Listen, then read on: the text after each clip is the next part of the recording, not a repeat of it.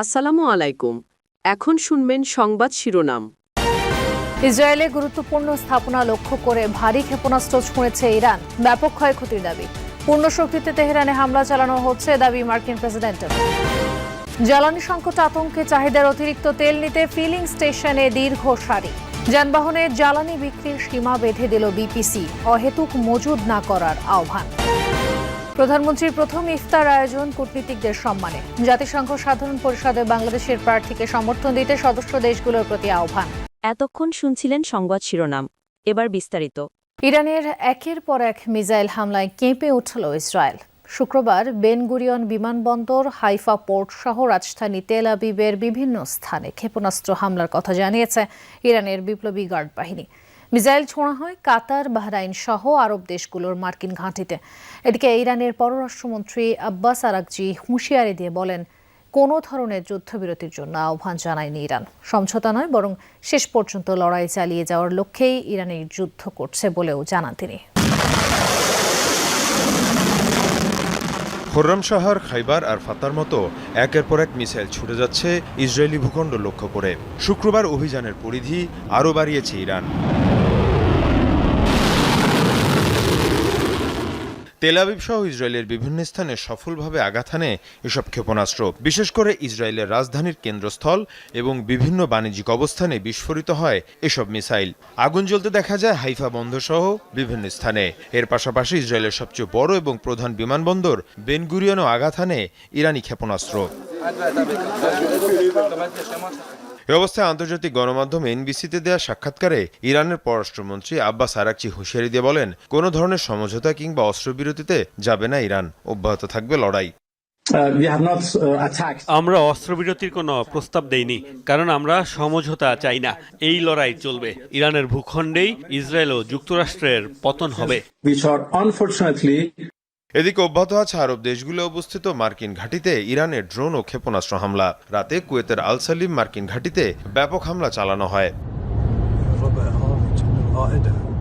এর পাশাপাশি জর্ডানের ইরবিদ শহরেও চলে আইআরজিসির অভিযান। এ অবস্থায় মুসলিম দেশগুলোর ওপর কোনো ধরনের হামলা হয়নি বলেও দাবি তেহরানের। আমরা কোনো আরব দেশে কিংবা মুসলিম রাষ্ট্রে হামলা করিনি। আমরা অভিযান চালিয়েছি এসব দেশে থাকা মার্কিন সামরিক ঘাঁটিতে। এর পাশাপাশি বাহরাইন ও সংযুক্ত আরব আমিরাতে হামলা চালিয়েছে আইআরজিসি। শুধু কাতারেই ছড়া হয় 14টি ব্যালিস্টিক মিসাইল ও 4টি ড্রোন। আরব আমিরাতের বিভিন্ন স্থান টার্গেট করে 150 ড্রোন ও মিসাইল ছড়া হয়। ইরানের শীর্ষ নেতাদের অবস্থান করা সামরিক বাংকারে ভয়াবহ হামলা চালিয়েছে ইসরায়েল যুক্তরাষ্ট্র। তেহরান সংশ্লিষ্ট এলাকায় অবস্থিত ওই বাংকার ধ্বংসে অর্ধশত যুদ্ধ বিমান অংশ নেয়। ক্ষেপণাস্ত্র ও বিমান হামলার শিকার হচ্ছে দেশটির আবাসিক বিভিন্ন এলাকা। স্বেচ্ছাসেবী সংগঠন রেড ক্রিসেন্ট বলছে, অভিযান শুরুর পর থেকে এখন পর্যন্ত টার্গেট করা হয়েছে ইরানের 3600-র বেশি বেসামরিক স্থাপনা, আর নিহতের সংখ্যা বেড়ে দাঁড়িয়েছে 1332 জনে। পূর্ণ শক্তিতে ইরানে হামলা চালানো হচ্ছে বলে জানিয়েছেন মার্কিন প্রেসিডেন্ট ডোনাল্ড ট্রাম্প। পাশাপাশি ইরানের অন্তত 30টি জাহাজ ধ্বংসের দাবি করেছে ওয়াশিংটন।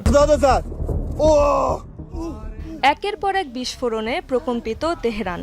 শুক্রবার ইরানের রাজধানী সংশ্লিষ্ট সামরিক বাংকারে চালানো হয় হামলা।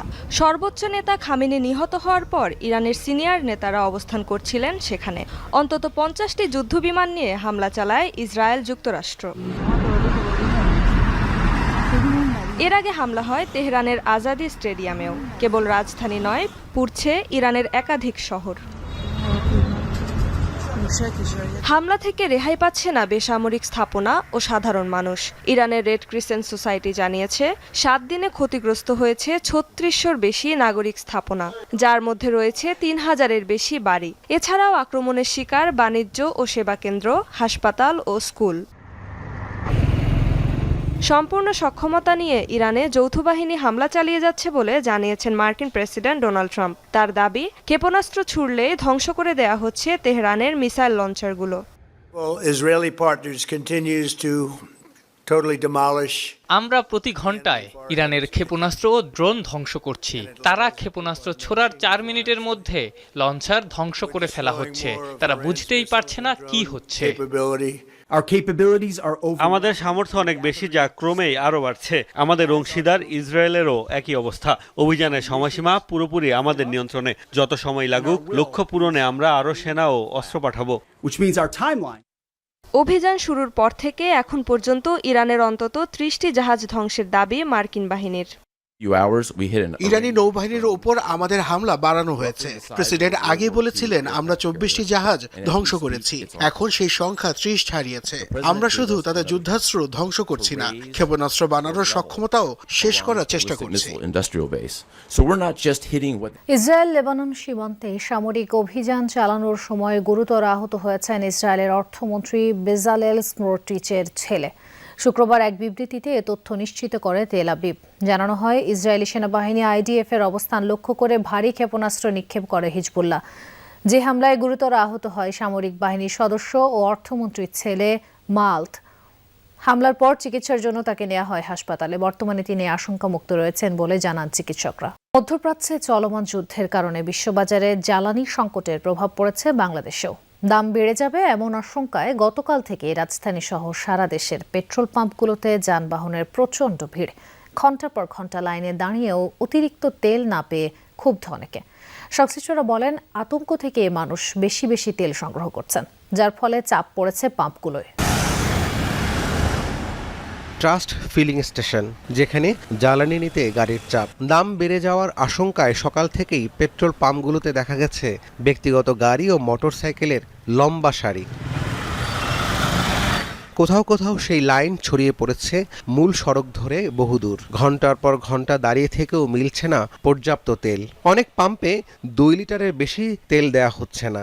এতে ক্ষোভ প্রকাশ করছেন চালকরা। তেল বেশি নয়, ওই সীমিত আকারে দিচ্ছে, আসবে কি আসবে না এটার তো নিশ্চয়তা নাই, এই কথা বলতেছে। মাত্র 200 টাকা। আর তা আপনাদেরকে দেখে তো পাম্প খুলছে, আপনারা চলে গেলে আবার বন্ধ করে দিবে না। আতঙ্ক অবশ্যই আছে, আতঙ্কের কারণেই তো এই যে তেল নেওয়ার জন্য এখানে পাম্পে চলে আসি। আমি আরো অনেক পাম্পে গিয়েছি, সেখানে তেল নাই, তেল তাদের ছিল না বলে আমাকে দিতে পারে না। ফিলিং স্টেশন থেকে জানানো হয়েছে, সরবরাহ কম থাকায় গ্রাহকের চাহিদা অনুযায়ী তেল দিতে পারছেন না। লোকের যে চাহিদা তেলের, সেই চাহিদা অনুযায়ী আমরা সরবরাহ করতে পারতেছি না, কারণ বাংলাদেশ পেট্রোলিয়াম কর্পোরেশন ডিপোর থেকে আমরা ওই চাহিদা অনুযায়ী তেল পাচ্ছি না।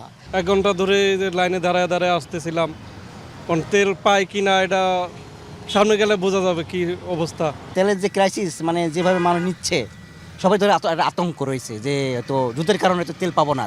জ্বালানি সংকটের শঙ্কায় বিভিন্ন জেলায় পেট্রোল পাম্প ও ডিপোগুলোতে বেড়েছে ক্রেতাদের ভিড়। অনেকে পেট্রোল, অকটেন, ডিজেল বেশি করে সংগ্রহে রাখতে চাইছেন। তেল পাইলাম না, বললো যে আজকের মতো শেষ, রোববার আসেন। আগে তেলের দামে বিক্রি হতেছে, কিন্তু মানুষ কি যে বুঝতেছে আমরা কিছু বুঝতেছি না। তেলের মধ্যে তেল পাবে না বলে আশা, দেখতে তো পাচ্ছেন কি অবস্থা আমাদের। আমি খুব বেশি কিনিনি, আমি 250 টাকা তেল কিনেছি। হরমুজ প্রণালী যদি বন্ধ থাকে তাহলে তেলের দাম ডবল হতে বাধ্য। এই চিন্তাতেই সবাই তেল তুলছে, আমরাও তুলছি, এই যা।